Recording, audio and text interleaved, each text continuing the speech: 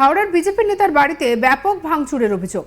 এই ঘটনা আদৌ কে করলো, কারা করলো, এ নিয়ে রীতিমতো তোলপাড় শুরু হয়ে গিয়েছে হাওড়ায়। এই গোটা ঘটনায় আদৌ ভোট বাক্সে কতটা প্রভাব পড়বে সেটাই এখন লাখ টাকার প্রশ্ন। বিজেপির দাবি তৃণমূলের আশ্রিত দুষ্কৃতীরা এই ঘটনা ঘটিয়েছে। আমতা বিধানসভা এলাকার ৪ নম্বর মণ্ডলের সাধারণ সম্পাদক সমীর পাত্রের বাড়িতে ভাঙচুরের পাশাপাশি রীতিমতো হামলা চালানোর অভিযোগ উঠল তৃণমূল আশ্রিত দুষ্কৃতীদের বিরুদ্ধে। সমীর পাত্রের অভিযোগ, তার বাড়ির পাশে পিকনিকে ব্যস্ত ছিলেন তৃণমূলের লোকজন। তারপর 40 থেকে 50 জন তৃণমূল আশ্রিত দুষ্কৃতীরা হঠাৎ কিছু বুঝে ওঠার আগেই তার বাড়িতে চলে এসে হামলা চালায়। সাউন্ড ব্যবসায়ী সমীর বাবুর বাড়িতে থাকা মাইক সেট, বাড়ির ফ্রিজ, এসি সহ সমস্ত আসবাবপত্র ভেঙে গুঁড়িয়ে দেওয়া হয় বলে অভিযোগ। কোনো মতে সেখান থেকে প্রাণ বাঁচিয়ে পালিয়ে যান তিনি। বিজেপি নেতা সমীর বাবুর অভিযোগ যে ভাটোরা দ্বীপ অঞ্চলে সংগঠক হওয়ার কারণেই তার উপরে হামলা চলে। তার প্রাণনাশের চেষ্টা হয় বলে তিনি অভিযোগ করেন। বিজেপি নেতার বাড়িতে হামলা প্রসঙ্গে হাওড়া গ্রামীণ জেলা বিজেপির সভাপতি তথা উলুবেড়িয়া লোকসভার বিজেপি প্রার্থী অরুণোদয় পাল চৌধুরী বলেন যে তৃণমূলের পায়ের তলা থেকে মাটি সরে গেছে, তাই তারা আতঙ্কের আবহ সৃষ্টি করছে। পুলিশের সাহায্য নিয়ে তারা বিজেপি কর্মীদের উপর আক্রমণ করছে। কি বলছে সমীর পাত্র, শুনবো। কালকে সন্ধ্যাবেলা আমার বাড়ি থেকে 600 ফুট দূরে আমাদের যেখানে রাম পুজো হয়েছিল ওইখানে টিএমসির একটা কালকে ফিস্টি হয়। সন্ধ্যাবেলায় ফিস্টি হওয়ার পর ওরা রাত্রিতে মদ মাংস খায়। মদ মাংস খাওয়ার পর 11টা নাগাদ রাত্রি ওরা সবাই একটা প্ল্যান করে যে সমীরের ওইখানে যাব, ওর সংগঠন ভালো, ওকে মারধর করে ওকে দাবিয়ে বস করে রেখে দেবো। সেই হিসাবে রাত্রি 11টার সময় আমার বাড়িতে সবাই আসে। এসে আমার মোটর সাইকেল, আমার সাউন্ড সিস্টেম বক্স ছিল, আমার এসি, ফ্রিজ সব কিছু আসবাবপত্র ভাঙচুর করে। এমনকি আমার একটা 3 বছরের বাচ্চা, তাকেও টর্চার করে। আমার স্ত্রী এসেছিল, তাকেও ধাক্কা মেরে ফেলে দেওয়ার পর ওরা অস্ত্র নিয়ে আসছিল, আমাকে মার্ডার করার চেষ্টা করে, কিন্তু পারে না। আমি অন্য সাইড দিয়ে বেরিয়ে পালিয়ে গেছি। তারপরে আমাদের আমতা 2 এর কনভেনার বিভাস জানা মহাশয়, ওনার চেষ্টায় পুলিশ পাঠায়। পুলিশ এসে আমার দিকে আশ্বাস দিয়ে যায় যে ঠিক আছে, আমরা ব্যবস্থা নেব বা ওনার দিকে গ্রেপ্তার করব, কিন্তু এখনো অবধি কোনো গ্রেপ্তার হয় না, কোনো ব্যবস্থা নেওয়া হয় না। যার জন্য প্রশাসনের কাছে আমাদের আবেদন যে যারা এই কাজগুলো করেছে টিএমসির গুন্ডা বাহিনী, ওদের যেন কঠোরতম শাস্তি হয়, না হলে আমরা আর একটা বৃহত্তম আন্দোলনে যাব। এটাই প্রশাসনের কাছে আমাদের বার্তা। আর এদিকে বিজেপি প্রার্থী অরুণোদয় পাল চৌধুরী কি বলছেন, শুনবো। দেখুন, তৃণমূল যত দিন যাচ্ছে তত ওদের পায়ের তলা থেকে জমি সরে যাচ্ছে এবং ওদের হার নিশ্চিত জেলে গেছে। সেই জন্যে এখন ওরা সন্ত্রাসের রাজ কায়েম করছে।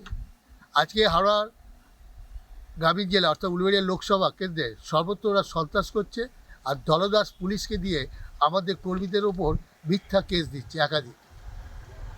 আজকে উত্তর ভাটোরায় সমীর পাত্র, যিনি কিনা আমাদের আমতা বিধানসভার 4 নম্বর মণ্ডলের জেনারেল সেক্রেটারি, তার বাড়িতে গতকাল তৃণমূলের হারবাদ বাহিনী অশোক গায়ের, যিনি প্রাক্তন প্রধান ছিলেন, তার নেতৃত্বে তৃণমূলের হারবাদ বাহিনী তার বাড়িতে রাত্রিবেলায় চড়াও হয় এবং তার বাড়ি ব্যাপকভাবে ভাঙচুর করে।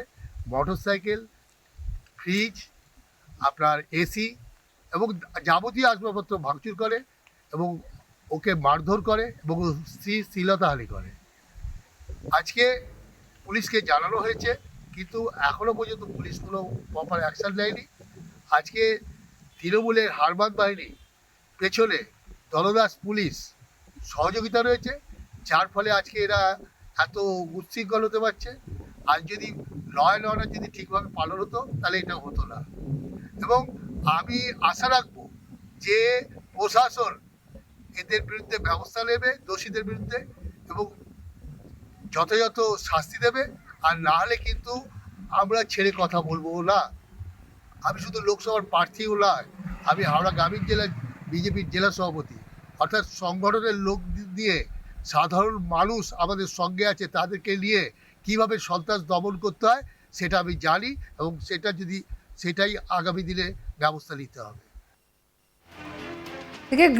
হাওড়া গ্রামীণ জেলা তৃণমূলের সভাপতি অরুণাভ সেন বলেন, এটা বিজেপির অভ্যাস। নির্বাচন কমিশনের দৃষ্টি আকর্ষণ করার জন্য যেখানে যা ঘটনা ঘটছে তৃণমূলের নামে দোষ চাপাচ্ছে। এর সাথে তৃণমূল কংগ্রেসের কোনো যোগ নেই, কি বলছেন শুনবো।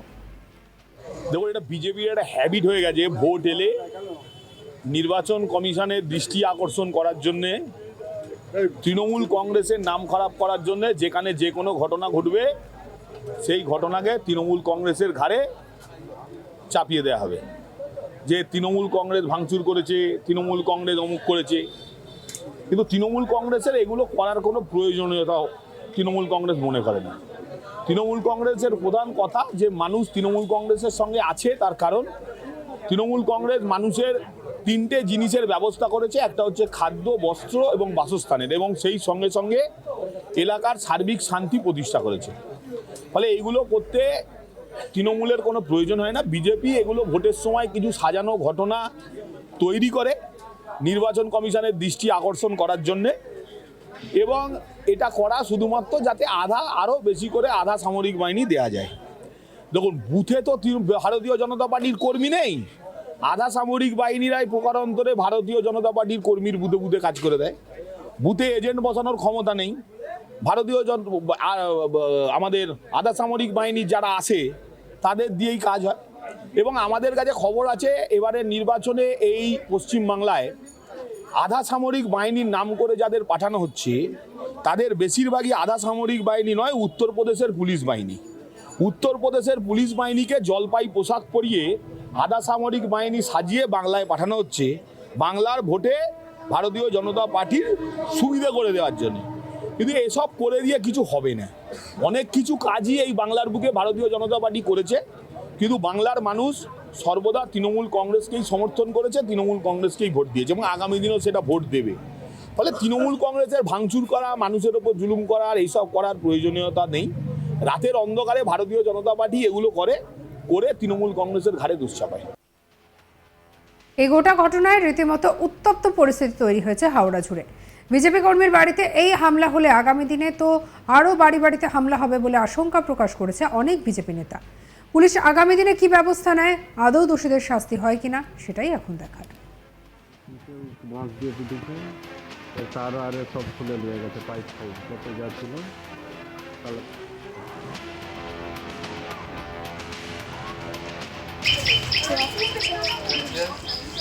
সাউন্ড সিস্টেম বক্সারে আছে, সব কালকে রাত্রেবেলা ভাঙচুর করেছে। টিএমসির যত গুন্ডা বাহিনী কালকে রাত্রেবেলা ফিস্টি হয়েছে, ওদের মদ মাংস খেয়ে